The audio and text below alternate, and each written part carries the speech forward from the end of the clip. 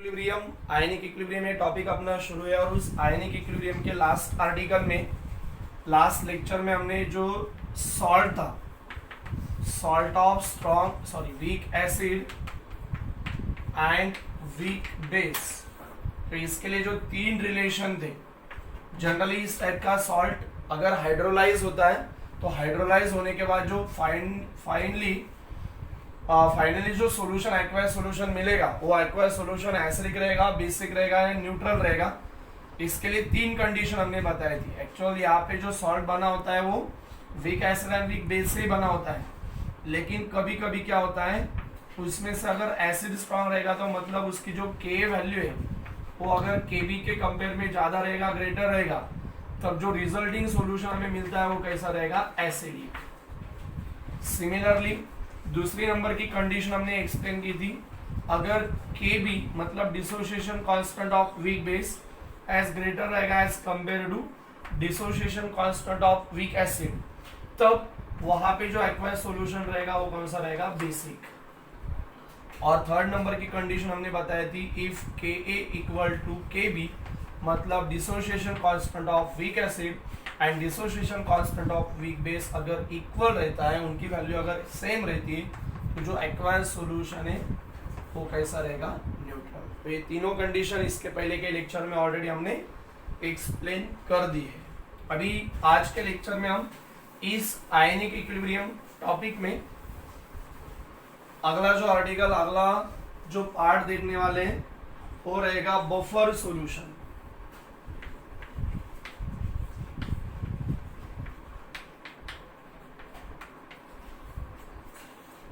Buffer solution का mechanism, उसके types, उसके कुछ फिजिकल प्रॉपर्टीज और बाद में उसके कुछ एप्लीकेशन।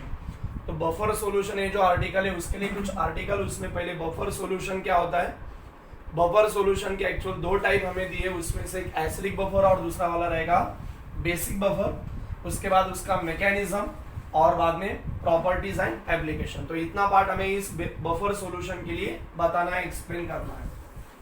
तो सबसे पहले बफर सॉल्यूशन होता क्या है, तो बफर सॉल्यूशन मतलब ऐसा सॉल्यूशन है जिसकी जो पीएच वैल्यू होती है, अभी पीएच वगैरह हमें पता है, तो जो पीएच वैल्यू होती है वो पीएच वैल्यू वहां पे फिक्स रहेगी। एक सॉल्यूशन है, उस सॉल्यूशन की जो पीएच होती है वो पीएच वैल्यू वहां पे फिक्स रहती है।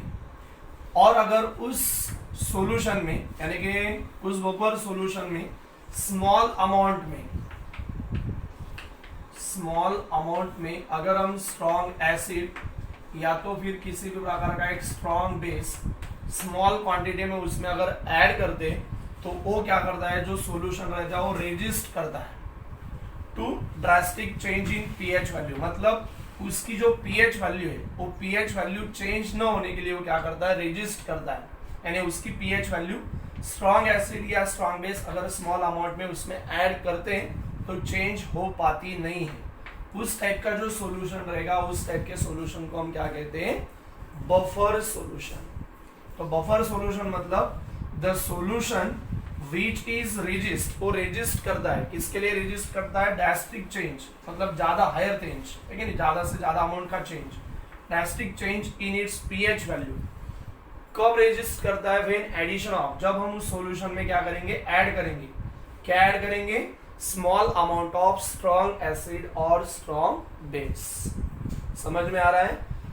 बफर सॉल्यूशन मतलब ऐसा सॉल्यूशन है जो क्या करता है, रेजिस्ट करता है ड्रास्टिक चेंज के लिए इन इट्स पीएच वैल्यू। कब, जब उस सॉल्यूशन में किसी भी प्रकार का small amount of strong acid या स्ट्रॉन्ग बेस उसमें हम ऐड करते हैं उस टाइम, तो उस टाइप का सॉल्यूशन जो रहेगा उसको हम क्या कहेंगे, buffer solution. In simple word आप बोल सकते हो कि the solution whose pH value do not change, ऐसा सॉल्यूशन जिसकी पीएच वैल्यू वहां पे चेंज होती नहीं, जितनी ऑलरेडी जो भी रहेगी।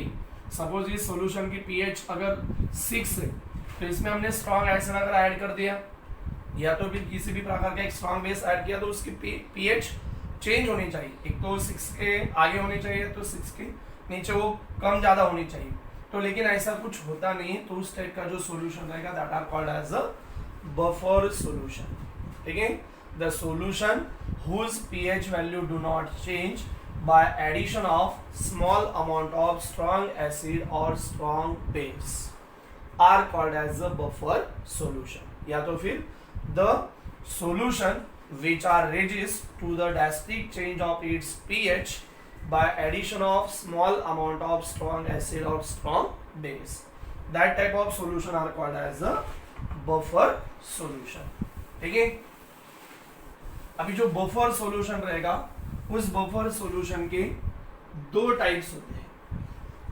उसमें से पहला टाइप है टाइप्स ऑफ बफर सॉल्यूशन. उसमें से पहला टाइप है एसिडिक बफर और जो दूसरा टाइप रहेगा वो रहेगा बेसिक बफर.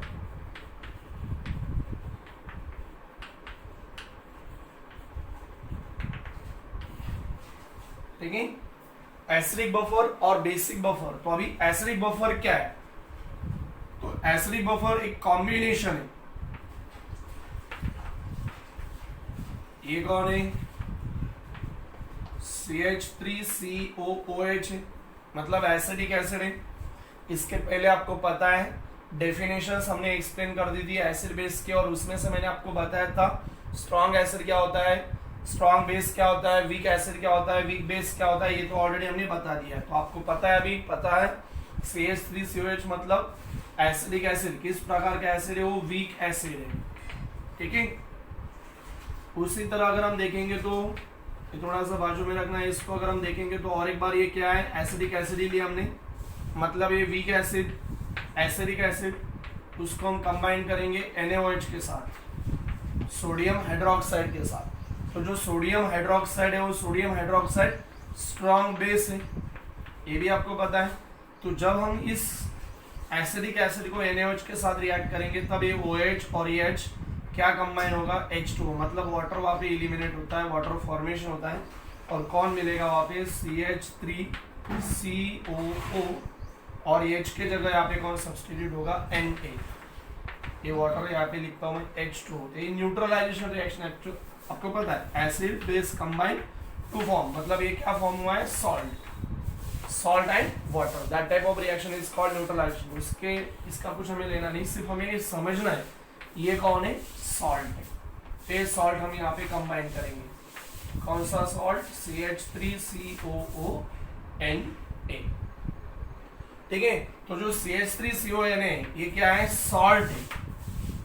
किसका स्ट्रॉन्ग है? सॉरी, किसका सॉल्ट है? किससे बना हुआ है? Week acid and strong base. तो इनका जो कॉम्बिनेशन है इसको हम क्या कहते हैं? Acidic buffer. समझ में आ रहा है?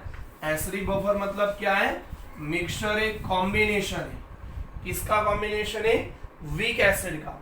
और जो वीक एसिड हम यूज करते हैं उसी वीक एसिड का हम क्या करेंगे? सॉल्ट यूज करेंगे. लेकिन किसके साथ?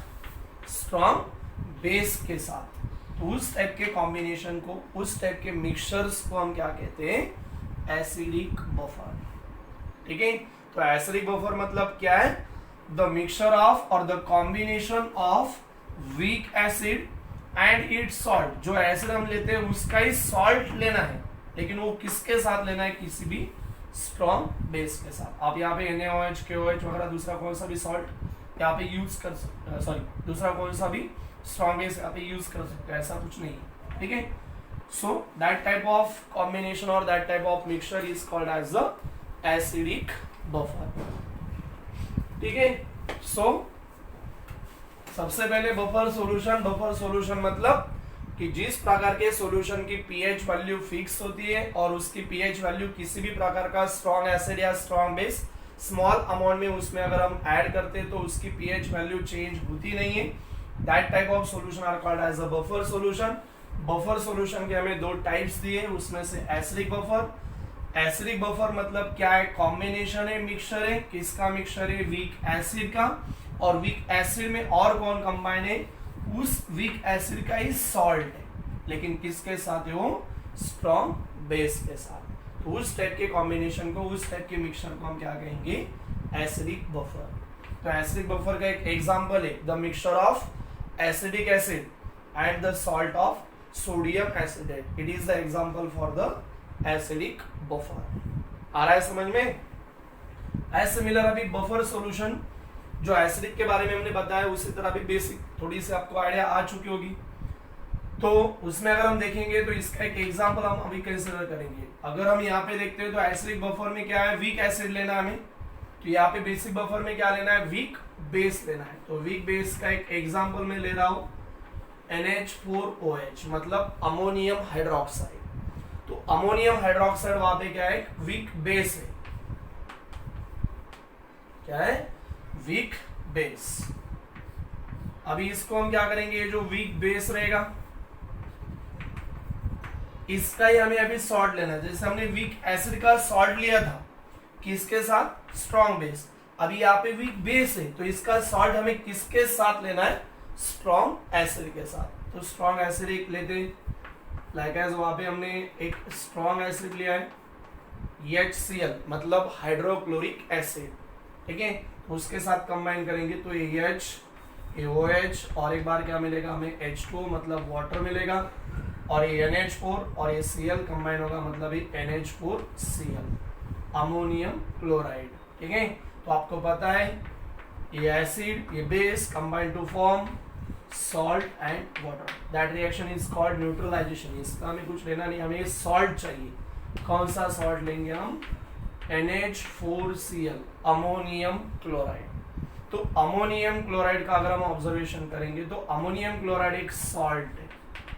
किसका सॉल्ट है, वीक बेस अमोनियम हाइड्रोक्साइड का, मतलब वीक बेस का, एंड उसके साथ कंबाइन कौन है, स्ट्रॉन्ग एसिड। तो इस टाइप का जो मिक्सचर है, इस टाइप का जो कॉम्बिनेशन होगा, उस टाइप के बफर सॉल्यूशन को हम क्या कहेंगे, बेसिक बफर। तो क्या बताएंगे हम बेसिक बफर में, द कॉम्बिनेशन ऑफ और the mixture of weak base and its salt. जो वीक बेस लिया था उसी का सॉल्ट, लेकिन किसके साथ, strong acid. Then that type of combination और mixture is called as a basic buffer, ठीक है।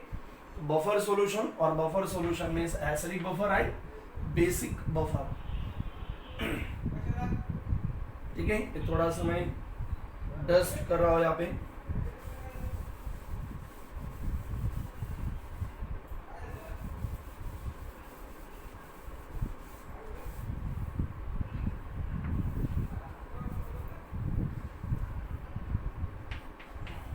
pH of acidic buffer solution is given by equation। उसके लिए एक इक्वेशन है एक्चुअल pH के लिए। तो इक्वेशन रहेगा pKa plus log of base 10 molar concentration of salt divided by molar concentration of acid, जो वीक हमने लिया था।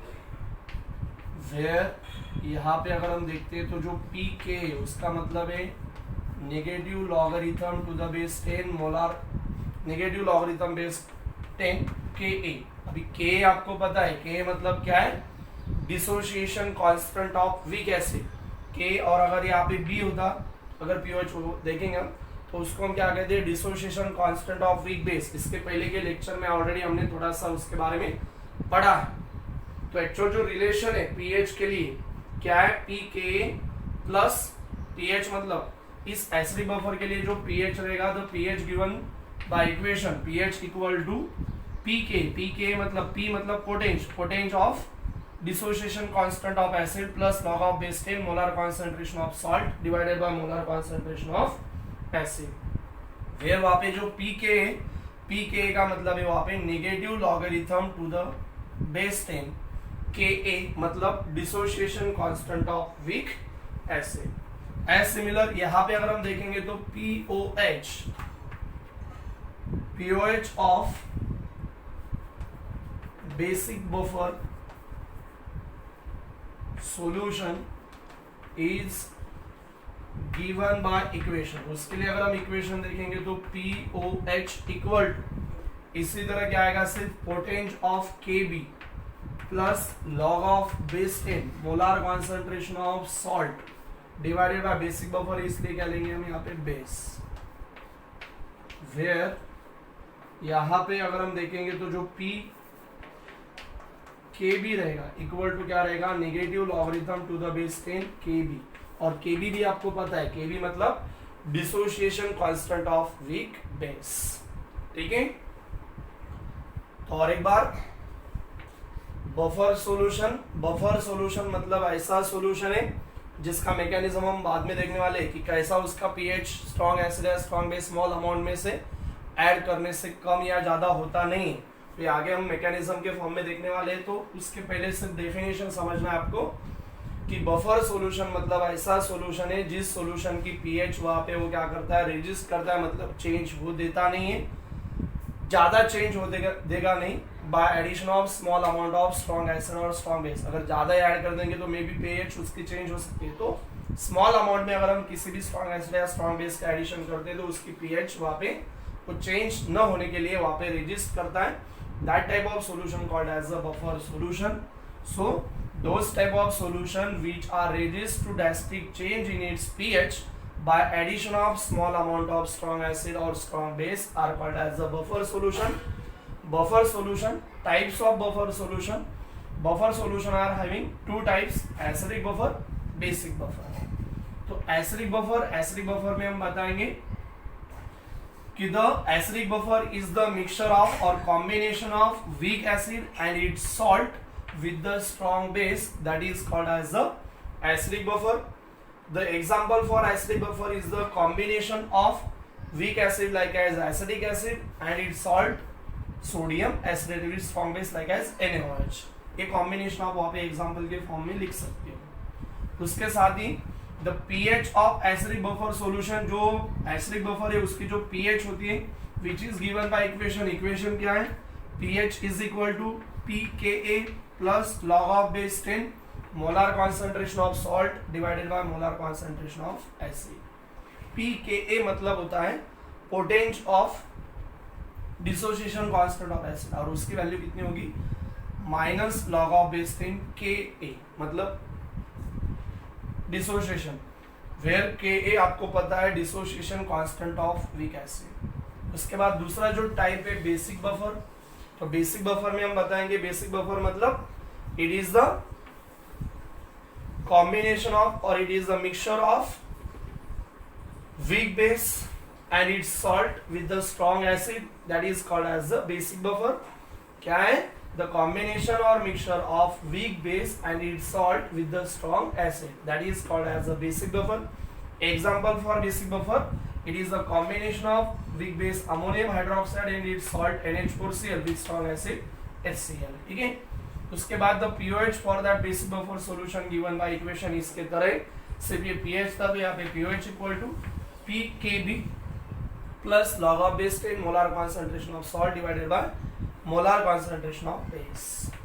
वहाँ पे और एक बार pKb मतलब potential of dissociation constant of base equal to negative logarithm to the base 10, यहाँ पे क्या आएगा Kb, वेयर Kb आपको पता है dissociation constant of weak base. ठीक है, तो ये buffer solution and buffer solution के दो types, acidic buffer and basic buffer, दोनों डिटेल में अपना कंप्लीट किया। अभी हमें ये देखना है कि जो बफर सॉल्यूशन होता है उस बफर सॉल्यूशन में किसी भी प्रकार का स्ट्रॉन्ग एसिड या स्ट्रॉन्ग बेस अगर हम ऐड करते हैं स्मॉल अमाउंट में तो उसकी पीएच वैल्यू चेंज नहीं होती। तो क्यों चेंज होती नहीं, ये मैकेनिज्म हम देखेंगे।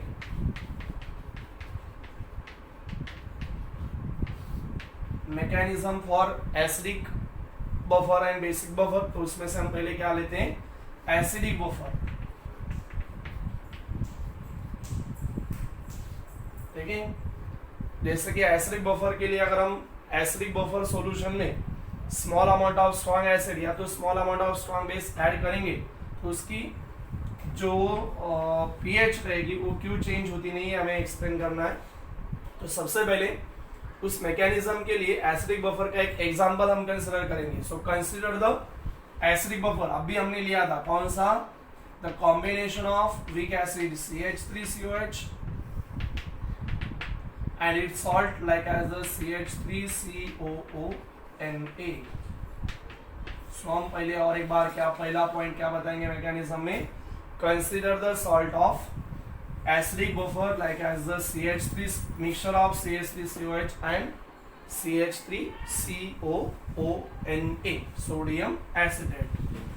दूसरा पॉइंट हम वहां पे बताएंगे, अभी आपको पता है वीक एसिड है और ये क्या है वीक सॉरी ये सॉल्ट है। तो जो सॉल्ट होता है, सॉल्ट जनरली अगर हम वाटर में ऐड करेंगे या उसका अगर हम ऑब्जर्वेशन करते हैं तो उसका डिसोसिएशन कंप्लीटली होता है। तो मतलब ये कोई भी सॉल्ट रहे तो वो कैसा रहेगा, स्ट्रॉन्ग इलेक्ट्रोलाइट रहेगा।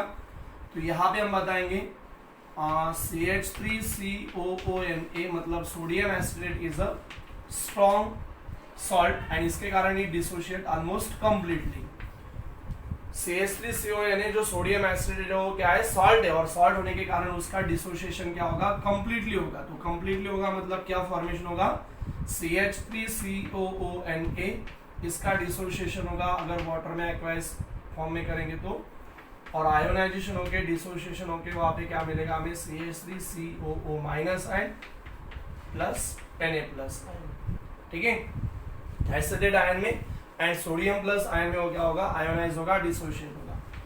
उसी तरह उसमें एक्चुअल कौन है CH3COH है, वीक एसिड है। तो ये weak acid CH3COH weak electrolyte है, वीक एसिड है मतलब आपको पता है वीक है मतलब वो क्या है बहुत स्मॉल एक्सटेंट में वो क्या होगा आयोनाइज होगा या डिसोशिएट होता है और इसके कारण उसके भी कुछ आयंस यहाँ पे फॉर्मेशन होते हैं। तो जो रिजल्टिंग सॉल्यूशन है यहाँ पे, इस रिजल्टिंग सॉल्यूशन में कौन कौन है CH3CO- आयन है, एसिडेट आयन है, Na+ आयन है, H+ आयन है और उसी के साथ मैंने बताया कि ये क्या है वीक है। मतलब एक्चुअल जो रिजल्टिंग सॉल्यूशन है इसमें बहुत सारे कौन रहेंगे CH3COOH भी रहेंगे क्योंकि ये जो एसिडिक एसिड हमने यहाँ पे कंसीडर किया वो वीक है।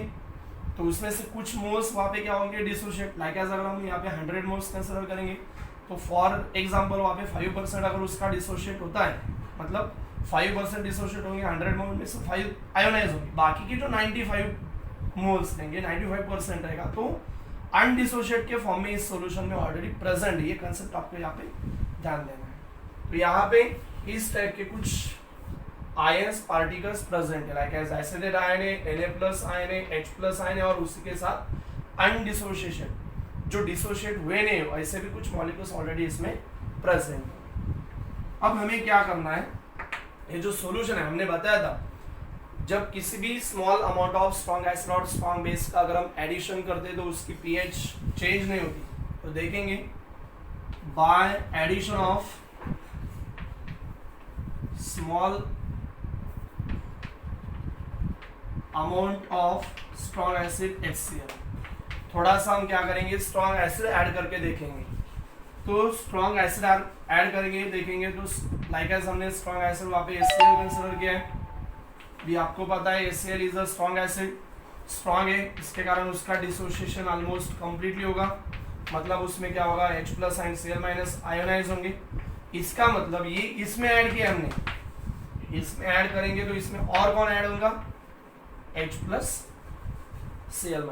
जब इसमें हम स्ट्रॉन्ग एसिड ऐड करते हैं तो मतलब क्या होगा वहाँ पे H+ एंड Cl- आयन वहाँ पे क्या होते हैं फॉर्मेशन होते हैं।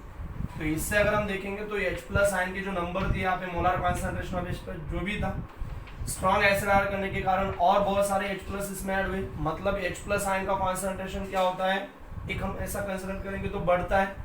H+ आयन का कॉन्सेंट्रेशन जितना ज्यादा रहेगा पीएच किसकी तरफ जाती है 0 की तरफ क्योंकि 7 न्यूट्रल होता है, 7 के आगे क्या होता है 14 तक बेसिक होता है और 0 की तरफ बढ़ेंगे तो उतना वो स्ट्रॉन्ग एसिडिक बन जाता है। ठीक है, तो पीएच किसकी तरफ जाएगी 0 की तरफ मतलब उसकी पीएच वैल्यू चेंज होनी चाहिए। लेकिन होता क्या है उसी टाइम एक्चुअल जो H+ आयन है तो एक इक्विलिब्रियम वहां पे एक इस्टेब्लिश होता है। जितने सारे H+ आयन यहाँ पे फॉर्मेशन होते हैं उतने H+ आयन यहाँ पे जो एसिडेट आयन है उन एसिडेट आयन के साथ कंबाइन होंगे और कंबाइन होने के कारण क्या फॉर्मेशन होगा और एक बार अनडिसोसिएटेड एसिडिक एसिड मॉलिक्यूल मतलब जितना हम H+ आयन वहां पे इंक्रीज होता है उतने कंबाइन हो रहे हैं, मतलब H प्लस आयन की जो नंबर रहेगी वो कैसे रहेगी, सेम रहेगी। तो इसके कारण जब हम किसी भी प्रकार का स्ट्रॉन्ग एसिड अगर उसमें ऐड करते हैं तो उसकी पीएच वैल्यू वहां पे चेंज होगी नहीं, ठीक है। तो अभी जब हम किसी भी प्रकार का स्ट्रॉन्ग एसिड ऐड करते हैं तो उसकी पीएच वैल्यू क्यों चेंज होती नहीं, ये तो समझ में आया। अभी थोड़ा सा स्ट्रॉन्ग बेस ऐड करके देखेंगे। By addition of small amount of strong base, like as अभी हम किसमें कौन सा बेस ऐड करेंगे, NaOH, sodium hydroxide. Sodium hydroxide is the strong base, strong है, स्ट्रॉन्ग बेस होने के कारण उसका कंप्लीटली आयोनाइजेशन होगा, कंप्लीटली आयोनाइजेशन होगा मतलब OH minus ion and Na plus ion. तो अभी अगर हम देखेंगे तो उस सॉल्यूशन में, इसका भी छोड़ दो, यहाँ पे ऑलरेडी इतने सारे आयंस प्रेजेंट है, उसमें हमने और कौन ऐड किया है, NaOH, मतलब इसमें कौन कौन से आयन होंगे, Na plus ion, OH minus ion. तो मतलब यहाँ पे कौन बढ़ रहे हैं, OH माइनस आयन। तो OH माइनस आयन बढ़ रहे हैं मतलब OH माइनस फ्री फॉर्म में H प्लस रहेंगे तो एसिडिक की तरफ जाएगा, OH माइनस रहेंगे तो बेसिक की तरफ, मतलब उसकी पीएच वैल्यू एक्चुअल चेंज होनी चाहिए। लेकिन यहाँ पे भी क्या होता है, जो अनडिसोशिएट मॉलिक्यूल्स होते हैं, यहाँ पे मैंने बताया था ये वीक था, वीक इलेक्ट्रोलाइट था। तो वीक इलेक्ट्रोलाइट होने के कारण उसका डिसोसिएशन कंप्लीटली होता नहीं है। तो मतलब जितने सारे मोल्स उसमें से डिसोशिएट हुए वो ऑलरेडी यहाँ पे प्रेजेंट है, लेकिन अनडिसोशिएट मॉलिक्यूल में बहुत सारे यहाँ पे हैं। तो जो अनडिसोशिएट मॉलिक्यूल है वो क्या होते हैं, इस जो OH माइनस आयन यहाँ पे फॉर्म होगा स्ट्रॉन्ग बेस के कारण, उसके साथ वो कंबाइन होगा और उसके साथ कंबाइन होने के बाद H और OH क्या फॉर्मेशन होगा, H2, सो CH3COO माइनस। मतलब जितने OH बढ़ते हैं उतना H2O फॉर्मेशन होता है। तो डाइल्यूशन आपको पता है, ठीक है, H2 बढ़ेगा, CH3 माइनस आयन फॉर्मेशन होते हैं और H2 होगा, मतलब उसकी पीएच वैल्यू और एक बार वहां पे चेंज होती नहीं। तो इसी के कारण जब हम किसी भी बफर सॉल्यूशन में एक तो स्ट्रॉन्ग एसिड या तो फिर स्ट्रॉन्ग बेस जब हम ऐड करते हैं in a small extent, in a small quantity, तो उस सॉल्यूशन की, उस बफर सॉल्यूशन की पीएच वहां पे चेंज होती नहीं और वो चेंज होने के लिए वो सॉल्यूशन क्या करता है, रेजिस्ट करता है। इसी को तो हम क्या कहते हैं, बफर सॉल्यूशन। तो इस मैकेनिज्म के द्वारा हमने जो पीएच होती है, जब हम किसी भी प्रकार का स्ट्रॉन्ग एसिड या स्ट्रॉन्ग बेस उसमें ऐड करेंगे तो पीएच क्यों चेंज होती नहीं है, तो due to this two equilibrium. ये हमने क्या किया, मैकेनिज्म एसिडिक बफर के लिए बताया, एक्चुअली एक ही बताया उन्होंने टेक्स्ट बुक में। आप बेसिक बफर के लिए भी इस तरह से मैकेनिज्म करके देख सकते हो, ठीक है। तो और एक बार बफर सॉल्यूशन का मैकेनिज्म, उसके लिए हमने एक एसिडिक बफर का एग्जांपल कंसीडर किया है। तो उसमें सबसे पहला पॉइंट हम बताएंगे, consider the acidic buffer, consider the example for the acidic buffer. It is the combination of weak acid, acetic acid and its salt CH3COONA, जो हमने यहाँ पे लिख दिया है। दूसरा point, the CH3COONA, it is the salt and it is get almost completely ionized। Actually वो salt होता है, सॉल्ट होने के कारण completely ionized, सिंगल एरो हमने रिप्रेजेंट किया है, ठीक है। तो which are get completely ionized, completely dissociation, तो ये रिएक्शन उसके नीचे लिख दी हमने। उसके बाद हमने बताया CH3COH is the weak acid and it is dissociate in a small extent, so small extent में रिवर्सेबल एरो हमने बता दिया और उसका डिसोसिएशन यहाँ पे हुआ है। उसके बाद हम बताएंगे the resulting solution contain acetate ion, Na plus ion, H plus ion, undissociated acetic acid molecules. अभी उसके बाद हम थोड़ा सा small amount of strong acid add करके देख रहे हैं। तो उसमें हम बताएंगे when addition of small amount of strong acid like as HCl, HCl is the strong acid and which are dissociate almost completely, then H plus ion, Cl minus ion form. Then resulting solution molar concentration of H plus ion is increases, but at similar time the acidate ion are combined with that H plus ion and to form undissociate acidic acid molecules. From that clear, when addition of small amount of strong acid, its pH value do not change. As similar, by addition of small amount of strong base like as the NaOH, NaOH is the strong base, hence it get dissociate almost completely and to form the Na plus and OH minus ion. But at that similar time the undissociated, जो dissociate नहीं हुए, ऐसे acetic acid molecules are combined with OH minus ion and then to form water. Due to the formation of water, pH of that resulting solution do not change. So acid भी add किया, pH change नहीं होती, strong base भी add किया, pH change होती नहीं. From that all observation, it is clear that when addition of small amount of strong acid या तो फिर small amount of strong base, pH of that resulting solution do not change. Okay, and that is property for the buffer solution. Okay, ये mechanism आप चाहे तो घर पे एक ही एग्जांपल टेक्स्ट बुक में एक ही दिया है मैकेनिज्म, ऐसा डिस्क्रिप्शन वगैरह उन्होंने दिया नहीं, मैंने अपने मन से बता दिया, तो आप बेसिक बफर का भी करके देख सकते हो. ठीक है, और उसके बाद कुछ फिजिकल प्रॉपर्टीज है बफर सॉल्यूशन के लिए. तो पहली प्रॉपर्टी जैसे कि हमने डेफिनेशन में बताया, first property theoretical form, the pH of buffer solution do not change by addition of small amount of strong acid और strong base. Second physical property, the pH of buffer solution do not change. The pH of buffer solution do not change on dilution. जब हम किसी भी buffer solution का dilution करेंगे तो उसकी pH value वहाँ पे change होती नहीं है. And third point, third physical property, the pH of buffer solution do not change when it is kept for a long time. है कि नहीं? जो buffer solution उसको एक जगह अगर हम लॉन्ग टाइम तक रख देंगे, है कि नहीं, केप्ट कर देंगे, तो उसकी पीएच वैल्यू यहाँ पे चेंज होती नहीं. तो ये तीन फिजिकल प्रॉपर्टी आपको याद रखनी है. The pH of buffer solution do not change when addition of small amount of strong acid और स्ट्रॉन्ग बेस. दूसरी वाली, the pH of buffer solution do not change on dilutions. And last one, the pH of buffer solution do not change when it is kept for a long time. उस buffer solution को कितना भी long time तक अगर हम उसमें रखेंगे तो उसकी पीएच वैल्यू वहाँ पे चेंज होगी नहीं. ठीक है, ये बफर सॉल्यूशन और बफर सॉल्यूशन का ये आर्टिकल आज के लेक्चर में अपना इतना कंप्लीट हुआ है. आगे का जो पार्ट एक्चुअल बफर सॉल्यूशन के कुछ एप्लीकेशंस और बाकी का जो आर्टिकल रहेगा आगे का वो हम नेक्स्ट लेक्चर में देखेंगे.